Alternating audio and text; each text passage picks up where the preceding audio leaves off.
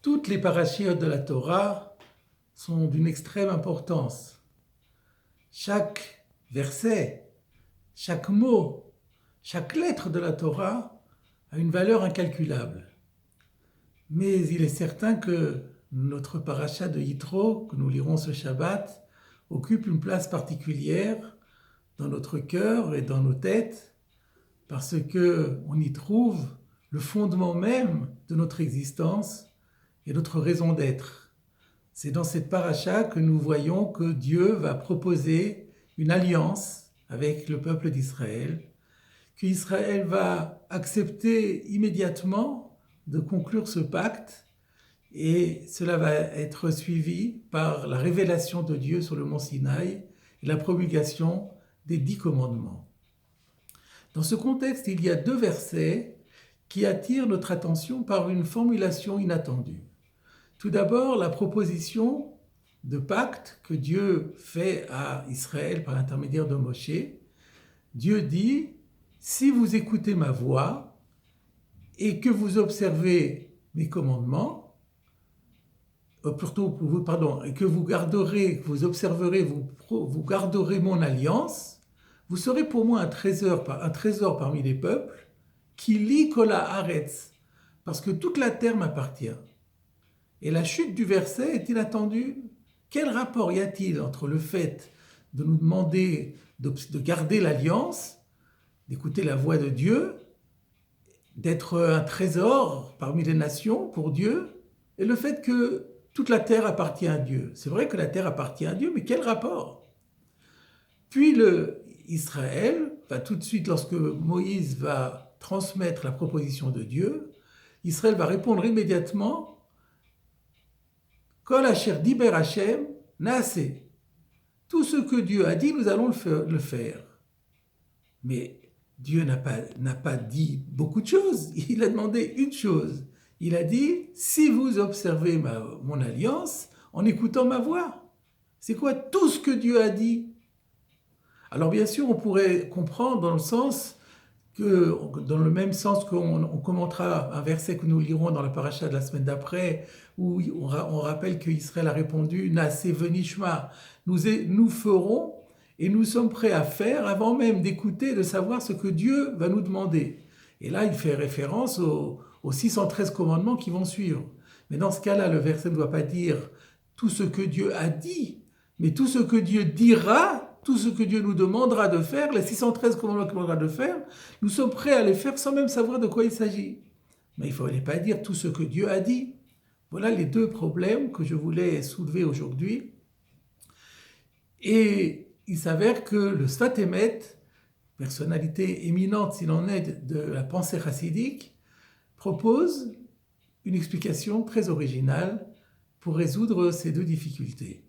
Il s'appuie sur un commentaire du Midrash sur notre paracha, où le Midrash nous dit qu'il faut appliquer à Israël, au moment de la réception de la Torah, un verset des Proverbes, au chapitre 6, verset 1, où le roi Salomon, puisque c'est lui qui parle dans les Proverbes, dit « Mon fils, si tu t'es porté garant pour ton prochain, si tu as topé la main pour un étranger, eh bien tu es pris au piège de tes paroles, tu es prisonnier de tes paroles. » Et le Midrash nous dit, mais de quoi s'agit-il?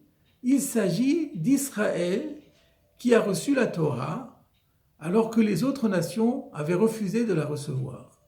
Et le Midrash demande, oui, mais de quelle garantie on parle? Si tu t'es porté garant, mais qui s'est porté garant de quoi? Et le Midrash répond, eh bien, c'est par une parabole. C'est comme un roi qui avait un champ qu'il voulait confier en métayage. Donc, il va chercher un métayer qui serait d'accord de s'occuper de son champ. Il appelle un premier métayer, il lui dit, est-ce que tu es d'accord de prendre en charge mon champ? Il lui dit non. Non, sire, je n'ai pas la force, c'est trop dur. Un deuxième métayer va faire la même réponse, puis un troisième, puis un quatrième. Et enfin, on appelle un cinquième, et le cinquième dit, ah oui, moi je suis tout à fait d'accord. Mais alors le roi dit, mais attention, il s'agit bien de travailler le champ. Il dit, oui, il n'y a pas de problème.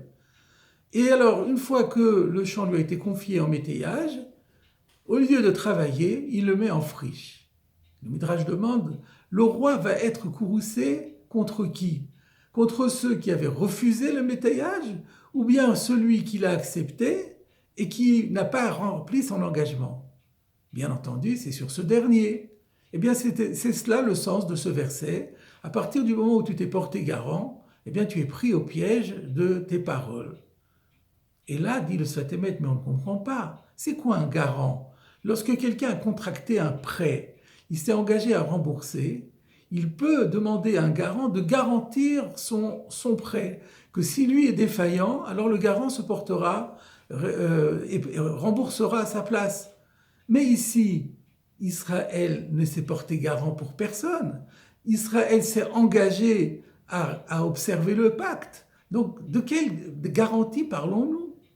Eh bien, la réponse nous dit le Sfat Emet, elle est dans les deux versets que nous avons cités. Lorsque Dieu dit « Vous allez observer mon alliance et vous serez un trésor pour moi, qui lit kola haaretz, parce que toute la terre est à moi », il veut dire la chose suivante. Il veut dire, lorsque je vous demande de recevoir la Torah, il faut que vous sachiez que grâce à cette Torah, vous allez non seulement remplir votre mission, mais vous allez en fait assurer la pérennité de l'univers tout entier. C'est toute l'humanité et c'est tout ce que contient l'univers qui va être supporté par votre façon d'observer les commandements de la Torah. Et Israël comprend bien le message. C'est pourquoi il va répondre « Tout ce que Dieu a dit, nous le ferons ». Ça veut dire quoi, tout ce que Dieu a dit? Il faut référence à un verset qu'on lit dans les psaumes « Bidvar Hashem Shamaim Naasu ». C'est par la parole divine que le ciel a été créé. En réalité, le monde, l'univers entier a été créé par 10 paroles. Donc c'est ça qu'il veut dire. Israël a dit, nous avons bien compris que nous sommes responsables de l'univers tout entier, que tout ce qui a été créé par la parole divine, eh bien c'est à nous maintenant d'assumer sa pérennité. Parce qu'en réalité, comment Dieu a créé le monde? C'est par la Torah. C'est par 10 paroles, mais c'est par la Torah. Dieu a regardé la Torah, il a créé le monde. La Torah a été l'instrument de création du monde. La Torah doit être aussi l'instrument de pérennisation, de subsistance de l'univers et du fonctionnement de l'univers.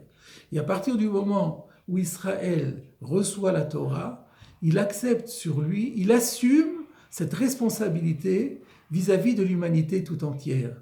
Et c'est cela le nom de garant. Israël est garant pour l'ensemble de ses frères en humanité.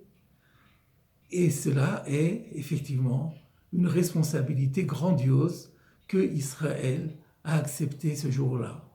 Et cela ne peut que nous stimuler davantage lorsque nous prenons conscience du fait que c'est par notre façon de nous conformer aux prescriptions divines contenues dans la Torah, que non seulement nous permettrons d'assurer notre subsistance et notre fonctionnement, mais celui de l'univers tout entier.